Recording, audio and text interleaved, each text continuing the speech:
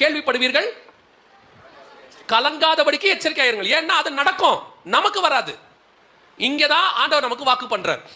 பஞ்சம் வரும், ஆனால் தேவ பிள்ளைகளை அந்த பஞ்சம் தாக்காது. எப்படிங்க சொல்றீங்க? இவ்வளோ விலைவாசி ஏறுது, தேவ பிள்ளைகளை தாக்காதா? உண்மைதான். உங்களுக்கு எனக்கும் இந்த பஞ்ச காலத்தில் விலைவாசி ஏறும் போது நமக்கு மட்டும் குறைய போறது இல்லை. விலைவாசி என்ன செய்ய மாறுது? நமக்கு மட்டும் குறையாது.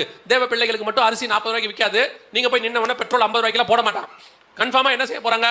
எல்லாருக்கும் விற்கிற வேலை தான் நமக்கும், எல்லாருக்கும் வரதான் நமக்கு நடக்க போகுது. ஆனா இதுக்கு நடுவில் கர்த்தர் என்ன செய்வார் தெரியுமா? உங்களையும் என்னையும் அதை வாங்கக்கூடிய அளவுக்கு கர்த்தர் கரங்களை பலப்படுத்த வல்லமை உள்ளவராக இருக்கிறார்.